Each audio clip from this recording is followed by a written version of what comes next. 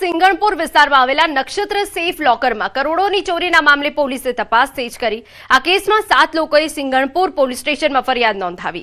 પોલીસે લોકરના સંચાલક રમેશ દિયોરા તેમજ તેમના 2 પુત્રો હરિકૃષ્ણ દિયોરા અને હર્ષ દિયોરાની ધરપકડ કરી। 2 કરોડ 67 લાખની ચોરીની ફરિયાદ બાદ પોલીસે સિંગણપુર અને વરાછા સ્થિત સેફ લોકર સેન્ટરોમાં તપાસ શરૂ કરી। ત્યારે લોકો હજુ પણ પોતાના લોકર અંગે માહિતી મેળવવા નક્ષત્ર સેફ લોકર સેન્ટર ખાતે પહોંચી રહ્યા છે।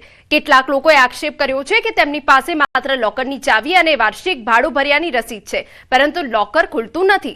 સાથે લોકરની એન્ટ્રી અને દસ્તાવેજી નોંધ પણ કમ્પ્યુટર સિસ્ટમમાંથી ગાયબ હોવાનું તેઓએ જણાવ્યું। સમગ્ર કૌભાંડમાં અન્ય કોઈ વ્યક્તિની સંડોવણી છે કે નહીં તે દિશામાં હવે પોલીસે તપાસ હાથ ધરી છે।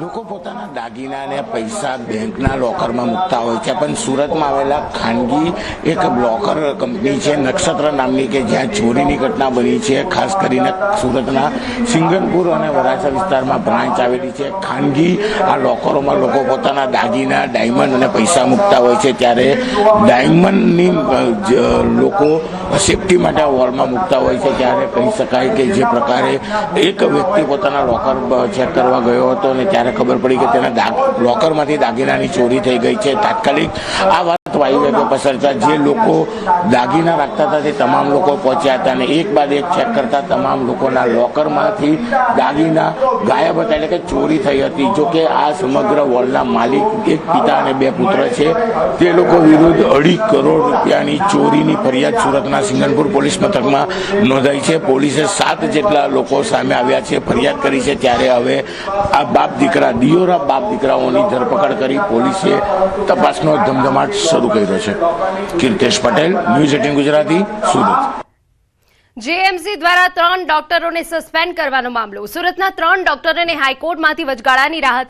જેએમસીના આદેશના અમલ પર અસ્થાયી રોક। 13 મહિનાના સસ્પેન્ડ પર હાઈકોર્ટનો સ્ટે।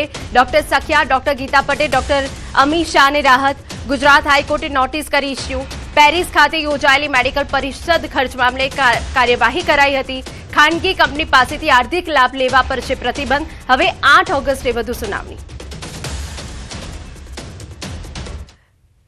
અમદાવાદ સહિતમાં પડેલા ભારે વરસાદના કારણે ગૃહિણીઓનું બજેટ ખોરવાઈ ગયું। ભારે વરસાદના કારણે શાકભાજીની આવક પર અસર નોંધાઈ। એક તરફ વરસાદી પાણીમાં શાકભાજી બગડી ગયા છે, તો બીજી તરફ શાકભાજીની આવક ઓછી છે। માંગ વધતા શાકભાજીના ભાવ આસમાને પહોંચી ગયા છે। મેથી, કોથમીર, લીંબુ સહિત શાકભાજીના ભાવ વધ્યા છે।